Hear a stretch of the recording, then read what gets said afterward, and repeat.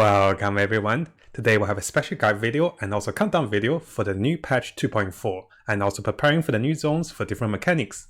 As you can see behind me, we have lots of hints and also a lot of visual clues and also instructions of how to use the mechanics in the new zone, and those are very important. So in this video, we'll go through the countdowns for when the maintenance starts and also when the maintenance finishes, and also we'll look into a range of mechanics which are essential to access to the new zone. For the underground palace, it's Enkanomiya, or I cannot pronounce the name, but there's new monsters, new mechanics, and very important things we should be aware of, including certain type of clues and also quests you have to complete to access to the zone. So we'll talk about those in the game as well. I have found the gaming NPC for you guys as well, just in case you guys haven't done this quest. We'll do this one, we'll have a look at this one together. So this video is to prepare you for the new zone and make sure you can access to everything once the patch comes out. Now coming over to a countdown timers for the maintenance. So as you guys know, the maintenance will start about 6 AM China time, which is 9 AM Australian time. So I have made the countdown timer for you guys. I'll refresh this one. So during the recording of this video, it's about within 21 hours. And usually the maintenance will finish within 5 hours. So I also have made a maintenance end video. You can see I made the background for the maintenance start. It's like we go outside, and when the maintenance ends, you get to splash the money. So basically, if you guys want to know when to prepare for the maintenance, when to have a break, we'll have the countdown videos in the links below. So make sure you have a look and prepare for the patch update, and also to get the 300 promo gems and also 300 more promo gems when you log back in. So those are the maintenance countdowns. And those countdown timers are adjusted to all the time zones, so this should be available for everyone in the links below. Now knowing that patch 2.4 is going to be a massive patch, we also have a few things to look at. The first thing I want to share with you guys is something random, I know, but some of our viewers have told me that the Chinese servers have been given 2 promo codes, and the global server haven't got those. I was like, what?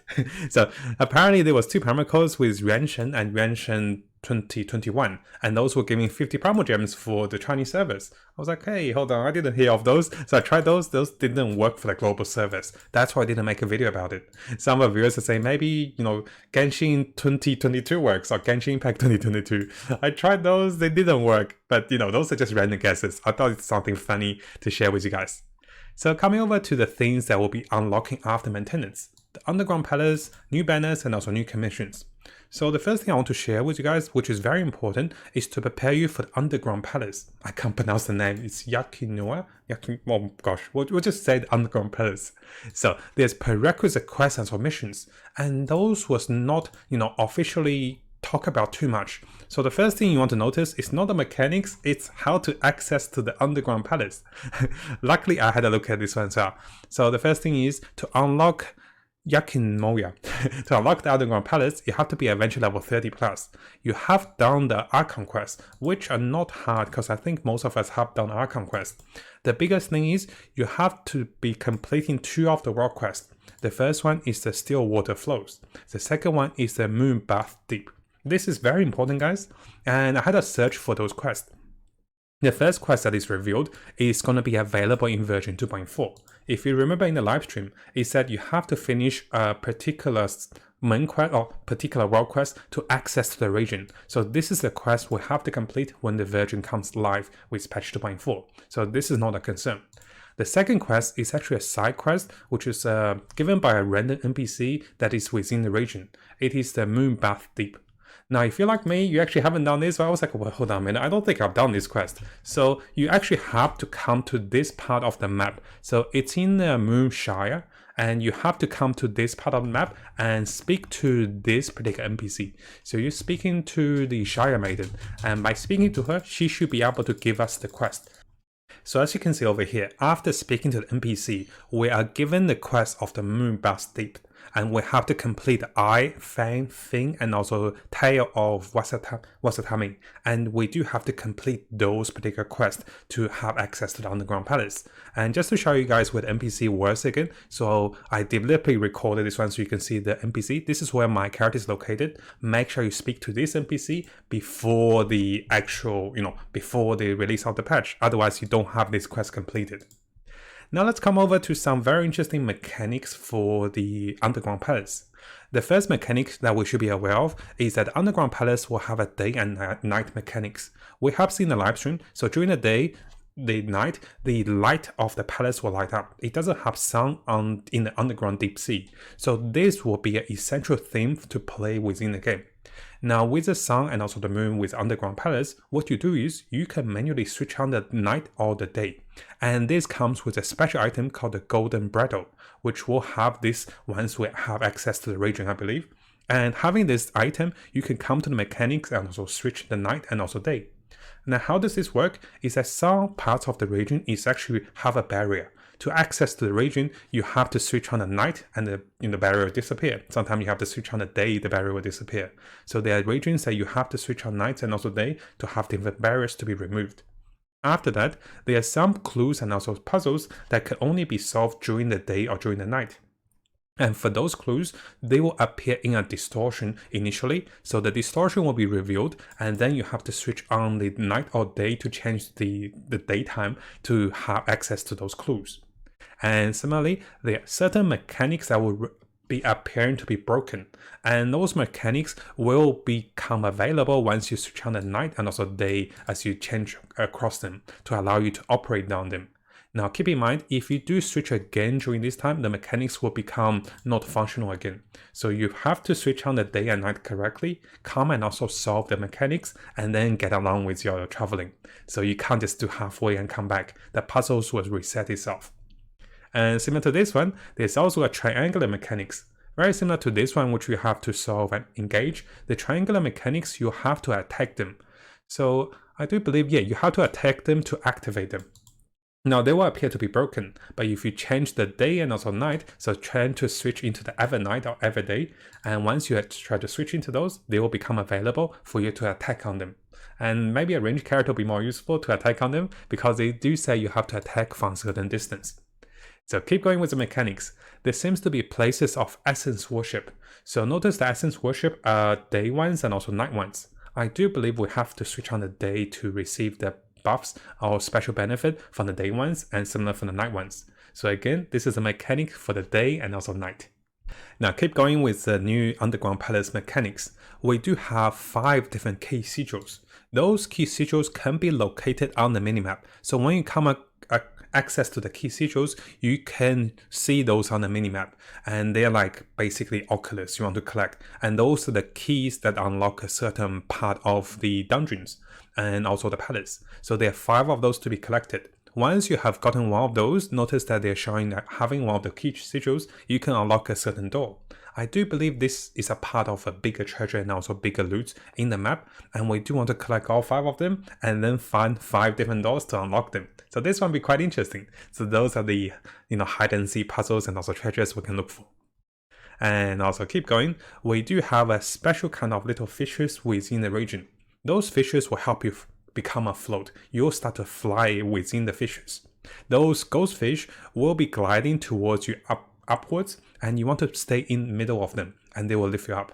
But if you go outside of the swimming zone, you actually fall down. So you have to guide your traveler and also glide correctly to stay within the fishes. And I do believe those ghost fish will lead you to a certain treasure or maybe a certain puzzle, which is quite interesting.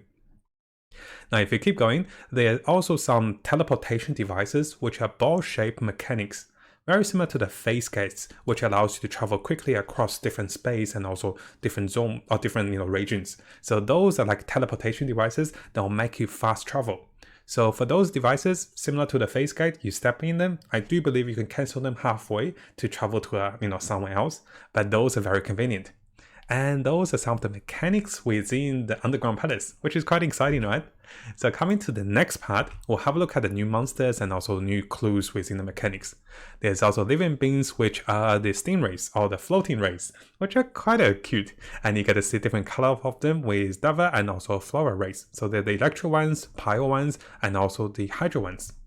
Similarly, there's also deep sea onigi. I do believe those can be caught by the special Pokemon net, so we can actually catch them as a part of the collection. And keep going, there are certain type of enemies. Those little specters will explode as you attack them, we know how they works. And also the Besamel, the Vaseps. Those Vaseps seems to be an elite kind of enemy. There's 2 types of them. One is that we fight them as an elite boss, which costs 40 reason. The other ones I do believe we meet them commonly for one of the essential materials. So this will include the Hydro ones, the Choir ones, also Electro ones. We'll talk about crafting potions for them. And when fighting them, it is very powerful because we will lose elemental energy when we are fighting them. And basically, they will drain your energy. And if you don't have enough energy, they will drain your HP. So a character that helps you to restore energy is actually quite useful against them. And be aware that you might not have enough energy against them. So those are the summaries for the new Underground Palace. And I thought, it's quite important to tell you guys, it's important to do the prerequisite quest. It's important to know the hints and also clues and be prepared for the palace. We'll make more videos once the palace comes out. But just to know the hang of things, how the mechanics works is very important, before the patch. So what I also recommend is maybe prepare some portable war points. I think they can be used, I'm not sure. But as you travel in a big area, if you craft some of your war points, those can help you save a lot of time. And also against the 3 elemental enemies. So if you guys remember, there were 3 elemental enemies we can face, which are the Hydro, Choir, and also the Electro ones. So against those enemies, what we want to do is, we do want to craft the resistance potion, and this will help reduce the damage from the monsters. We can also mark down some great fishing spots and also, some of the special items, we can get a portal next to them if you want to go fishing. Now, there are also some common, tips and also suggestions for the new patch. Those are pretty standard, and I'll quickly go through them. If you're going for the battle pass, you can save the weekly boss after the patch to save your time to do the bosses once. You can also spend up to 40 Risen for the 5-hour maintenance update. We can also send characters on 5 hours expeditions. We can also craft 30 weapon enhancement ores, before the day. And also don't forget to use your Paramedic Transformer, because those have a 7-day countdown. And also make sure you check in to the Mihoyu web for these 20 promo gems every 7 days. I know guys, those are pretty usual reminders, but I think it's quite important that we become aware of them. And also as the final reminder to prepare for the patch, and I usually give this advice at the end of each of the pre-patch videos. The new character will be Shen He and also Xiao, and before summoning for them guys, make sure you don't get too caught up in the hype, because in the test runs, those characters get abnormal amount of energy in the test runs, so they will be stronger than they usually are in the game. They gain more energy. And you don't want to spend too much because there's a lot of good characters like Ganyu, Zhongli, new characters like Yan Miko that'll be coming in 2.4. So make sure you set a budget, not only for how much promo gems you want to spend, and also how much money you want to spend if you don't get the characters you wanted. And always be aware there's rerun of new icons, Zhongli, Venti will be coming, and also save a lot of promo gems if you can. Because before you know it, those banners will keep coming back. And you really want to save for a pity, maybe a soft pity or maybe a hard pity. And I'll make a special video to prepare you guys. Because now we have 4 banners a patch. Who got all those promo gems, right? I don't want you guys to pay money every patch.